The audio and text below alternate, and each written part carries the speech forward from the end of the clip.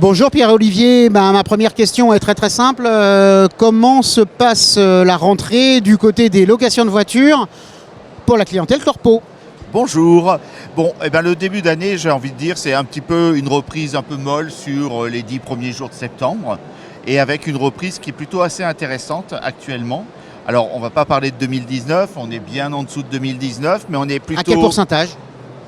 C'est, je dirais, moins 20% à peu près par rapport à 2019, mais on est en progression par rapport à l'année dernière sur tout ce qui est voyage d'affaires. D'accord.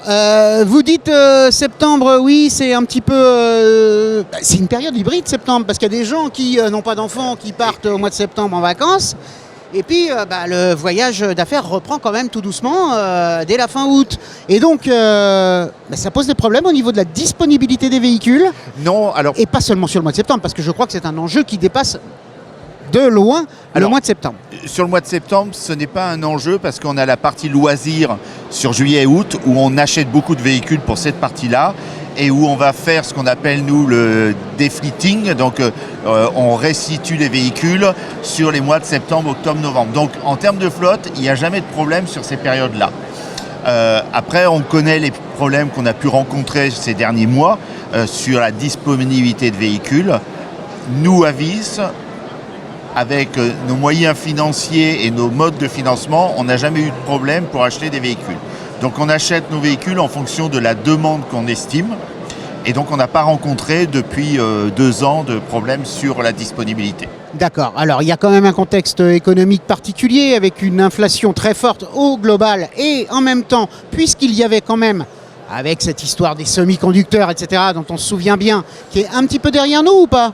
Alors les semi-conducteurs, oui. C'est derrière nous, d'accord. Mais enfin, en tout cas, il y a eu une grosse augmentation des tarifs des locations de véhicules. Est-ce que vous observez un impact sur le comportement des entreprises sur ce type de location? Alors c'est difficile de dire que c'est lié à cet impact-là, parce qu'il y a l'après-Covid, le mode de voyage qui a été fortement modifié. On voit que les réunions en province continuent à avoir lieu.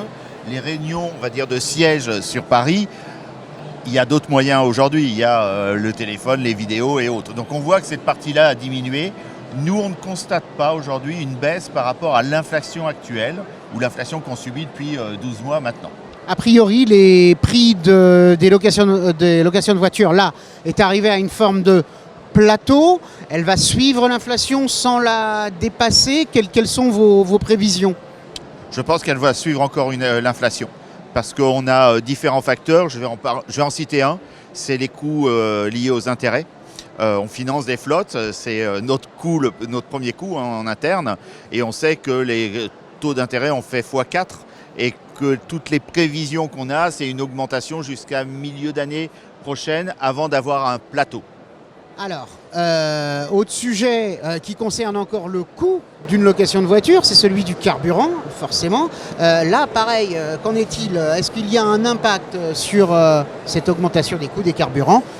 Mais il est vrai que les autres moyens de transport, de toute façon, augmentent tous. Exactement, tous les moyens de transport ont augmenté. Encore une fois, nous, on ne voit pas de baisse d'activité chez nous, avec nos clients, sur la partie loisirs, autre que l'effet post-Covid qu'on a pu connaître.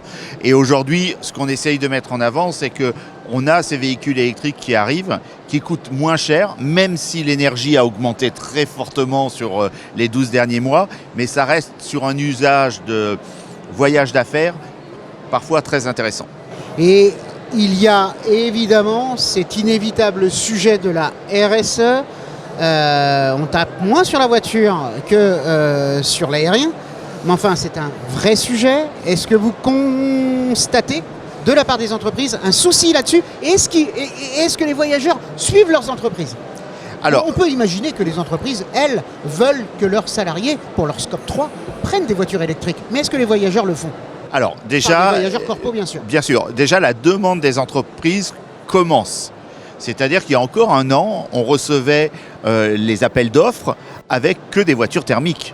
Et quand on nous demandait, quand on parle de RSE, où vous en êtes de votre empreinte carbone, vous, loueurs courte durée, quand on sait que notre empreinte carbone, c'est 90% lié au véhicule, on leur disait, nous, notre verdissement passe par cette flotte électrique qui arrive.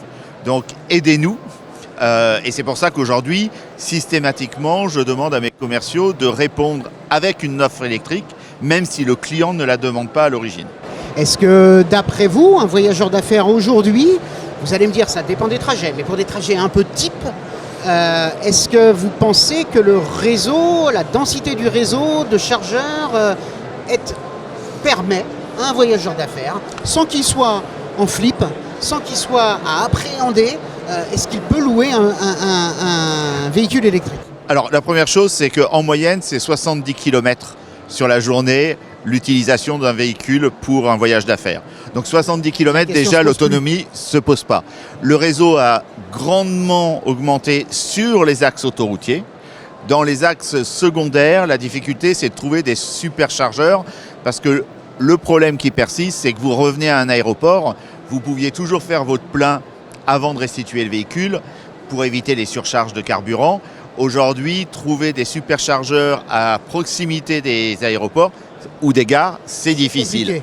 Donc on a mis en place des forfaits, nous. Si le client nous rend le véhicule pas plein en électricité, ils ont des forfaits pour qu'ils soient incités et moins pénalisés que le carburant aujourd'hui. Oh, très bien. Quoi qu'il en soit, je crois que c'est à peu près 3% des voyageurs d'affaires qui louent des véhicules électriques. C'est peu, mais c'était certainement 3 ou 6 fois moins il y a un an, c'est ce qu'il faut se dire. Exactement. Et il est curieux et il veut le tester. Eh bien, restons-en là, et puis peut-être que l'année prochaine, ce sera 2%. Pardon, 6%. 6%, 6%.